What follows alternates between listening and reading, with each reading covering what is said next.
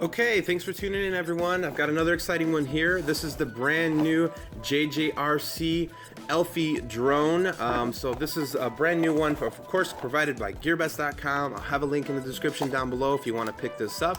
This is going to be a nice little pocket drone that they just came out with, or Jjrc just came out with.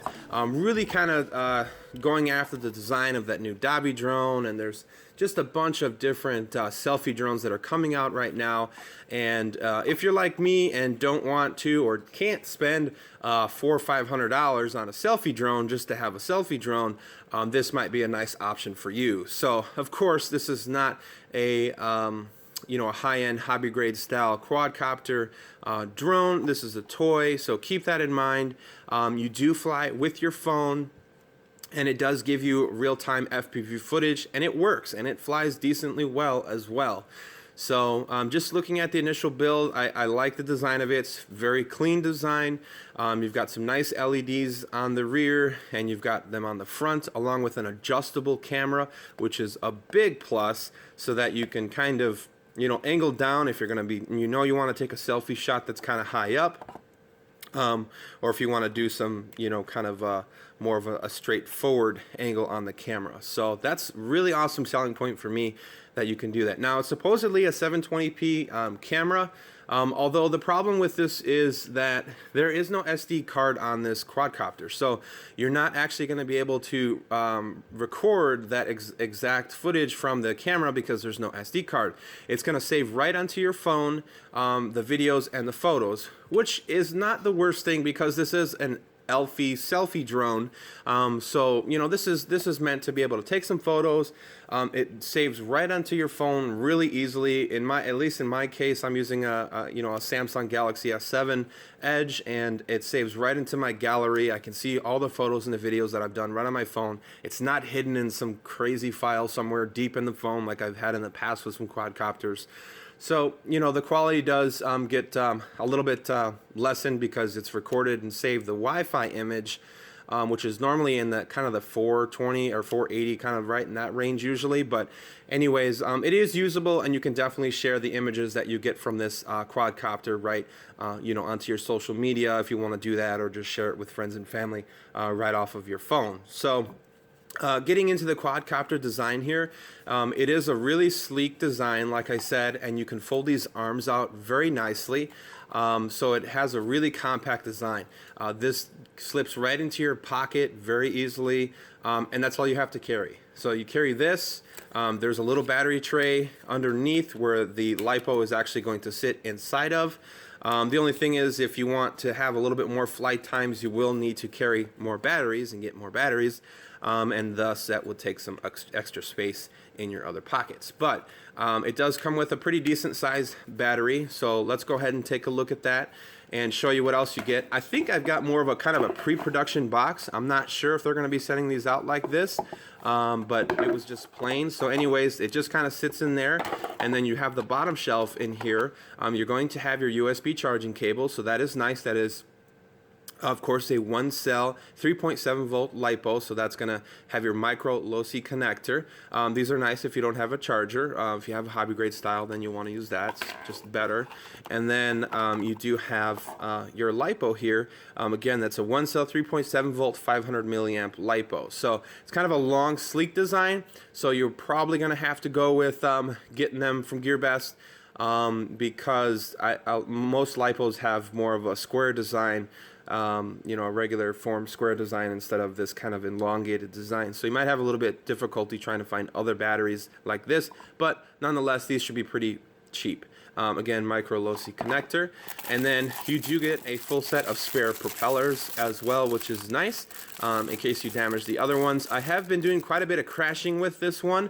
I must say it is very interesting trying to fly the quad with your phone. I'm not exactly used to it.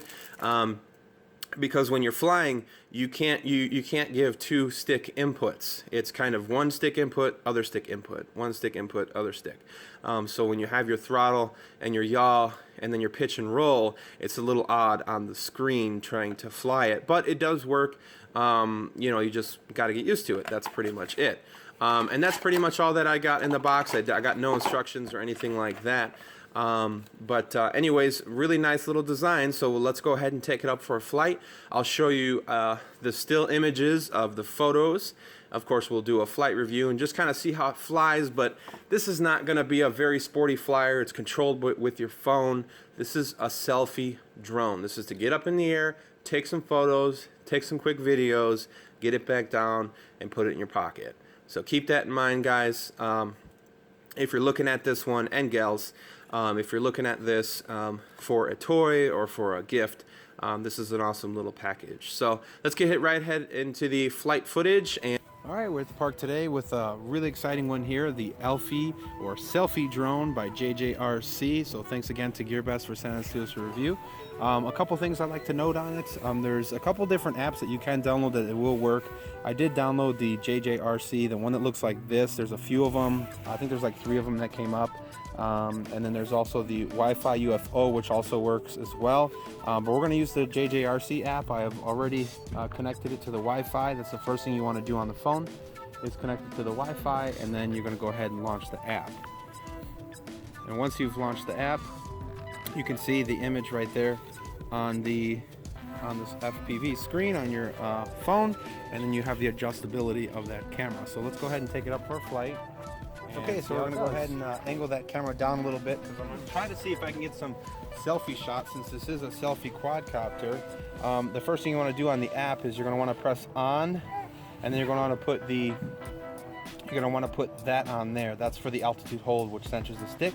You're going to press up on here to start the props, and then you just give it throttle, and then it'll kind of just raise itself a few feet, and then you can adjust it accordingly. So the one thing I did notice with this Jjrc app is that you can't really give it two finger inputs. You have to do kind of one at a time with this quad, whereas the Wi-Fi Ufo app, you can actually do it, you can actually use 2 fingers on it. So the app's a little buggy, so let's go ahead and start the video recording. With the Wi-Fi connectivity, it is a bit laggy. Unfortunately, it does suffer from some lag, but let's see if it can do what it's supposed to do, which is be a selfie quad. So see, I gave it some stick input there. I'm going to turn up the rates to 60% because I got quite a bit of wind going on. Bring it back here. It's a little tricky to kind of line up the shot, especially if you have wind. You have that happen.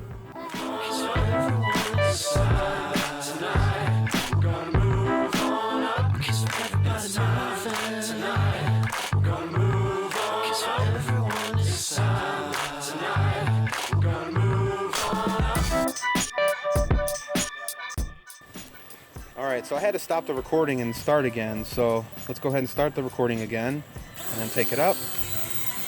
And I've got it at 60% because there's a pretty good breeze. It's a pretty cold breeze. And again, I'm going to try to get a selfie here, and it's just kind of different with the orientation. I probably recommend trying the headless mode. I tried to use the headless mode, but it didn't seem to work very well for me on the Jjrc app. So I might have to try that again, but let's see if I can get a selfie shot here, which is what this is supposed to be for. Alright, that's different. Almost crashed. We're getting tossed around with the wind. So this is one that you're going to want to have as little as wind as possible when you're doing this. So this is a little different here. And see if we can line up the shot. It is a bit difficult to line up. And